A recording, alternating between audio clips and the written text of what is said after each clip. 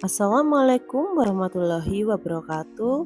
Dalam video kali ini kami akan memaparkan hasil dari kerja kelompok kami dalam ruang kolaborasi modul 3.2 identifikasi aset sekolah di Kabupaten Blitar yang disusun oleh kelompok kami yaitu kelompok 1. Perkenalkan, berikut ini ialah pembimbing kami yang telah membersamai selama pendidikan di Guru Penggerak Angkatan 11, yaitu Bapak Saiful Haki sebagai fasilitator, Ibu Endah Sriwinarti sebagai pengajar praktik, dan Ibu Indah Rezat Hanifah sebagai pengajar praktik. Anggota kelompok kami terdiri dari yang pertama yaitu Ibu Murni Lilik Megawati, dua Bapak Fajar Irawan, dan yang ketiga ialah Ibu Wiwi Dwi Rahayu.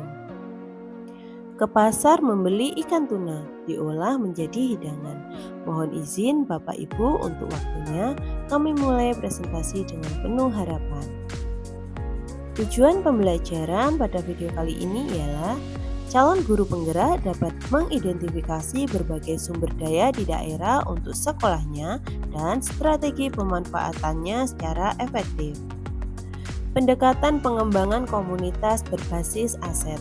Pendekatan pengembangan komunitas berbasis aset atau PKBA menekankan dan mendorong komunitas untuk dapat memberdayakan aset yang dimilikinya serta membangun keterkaitan dari aset-aset tersebut agar menjadi lebih berdaya guna. Sebagai sebuah komunitas, sekolah dapat memanfaatkan sumber daya yang dimilikinya sama seperti komunitas pada umumnya. Pemanfaatan sumber daya yang dimiliki sekolah dapat memanfaatkan konsep yang digunakan pada pendekatan pengembangan komunitas berbasis aset. Mind map identifikasi aset atau modal di wilayah Kabupaten Blitar. Ini meliputi 7 modal, yaitu yang pertama modal manusia, modal sosial, modal fisik, modal finansial, modal lingkungan alam, modal agama dan budaya, dan modal politik. Untuk keterangannya, yang pertama yaitu modal manusia. Modal manusia merupakan sumber daya manusia yang berkualitas yang akan mempengaruhi kesehatan, pendidikan, kesejahteraan, dan harga diri seseorang. Yang kedua yaitu modal sosial. Modal sosial dapat diartikan sebagai norma atau aturan yang mengatur pola perilaku warga di dalamnya.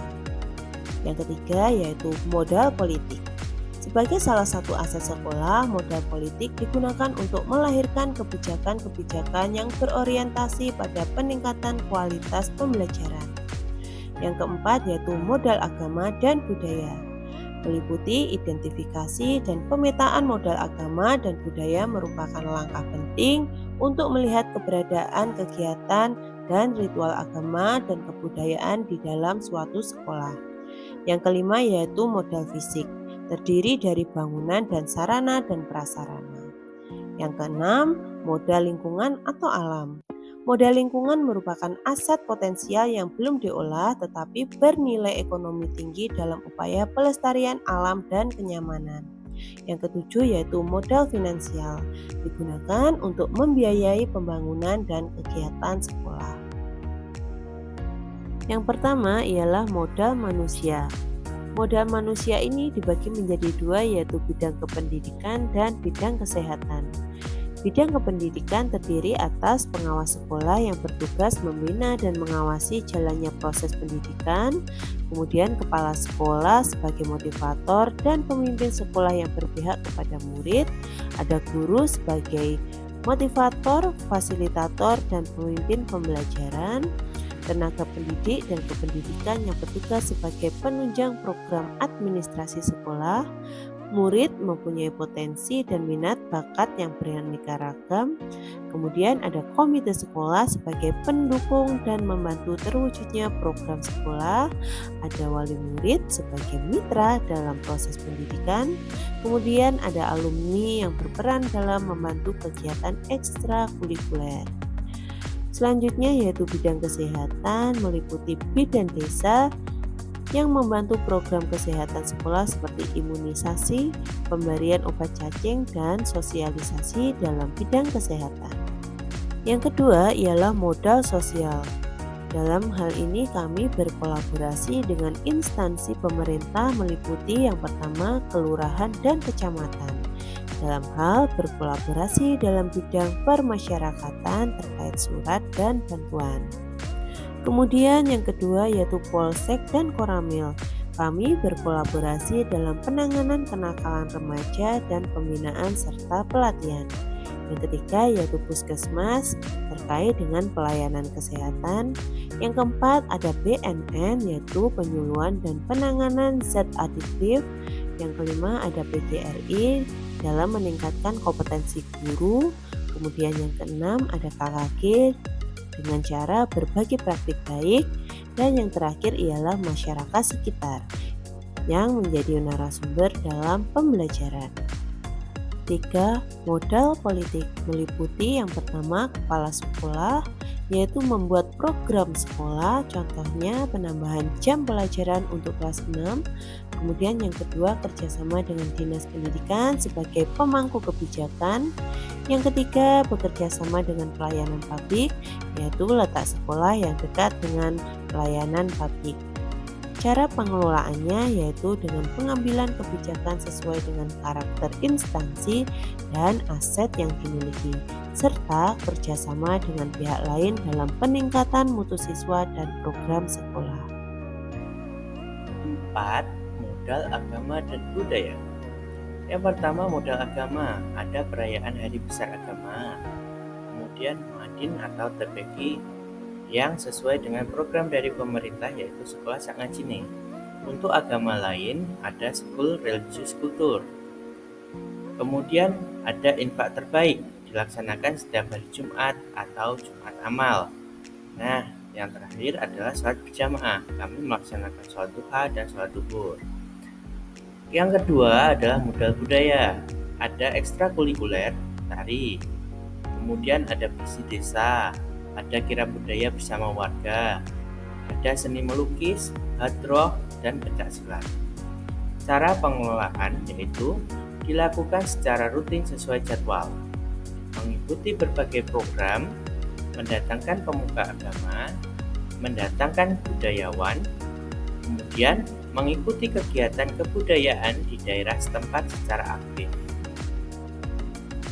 Yang kelima, modal fisik. 1. Bangunan. Yang pertama, ruang kelas. Sebagai sarana dan prasarana yang mendukung kegiatan pembelajaran di sekolah. Kemudian perpustakaan sebagai pusat literasi bagi siswa dan warga sekolah. Ada UKS sebagai sarana kesehatan bagi warga sekolah. Kemudian musola sebagai sarana ibadah warga sekolah dan tempat pelaksanaan program keagamaan. Yang terakhir kantin sebagai tempat persediaan makanan dan minuman bagi warga sekolah. 2. Infrastruktur. Ada halaman sekolah sebagai tempat bermain, olahraga, pembiasaan pagi, pembelajaran di luar kelas, dan kegiatan lainnya. Kemudian sistem air memiliki sumber air sendiri.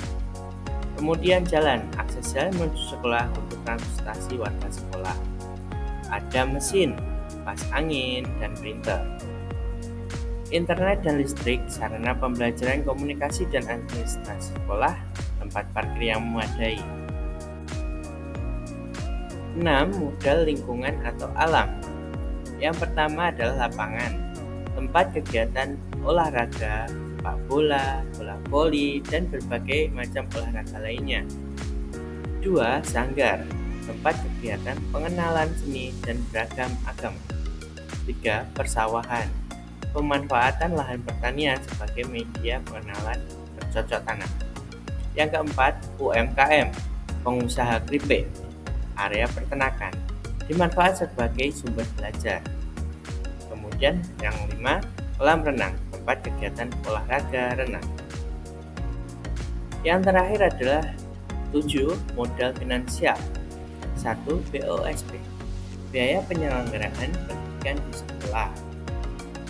Yang kedua, infak, dana yang terkumpul setiap hari Jumat untuk menunjang kegiatan dalam bidang keagamaan di sekolah dan untuk menumbuhkan karakter sosial.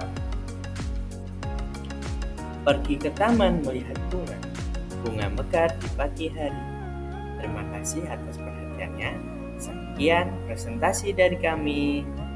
Sekian presentasi dari kami. Terima kasih. Salam guru penggerak. Tergerak, bergerak, menggerakkan.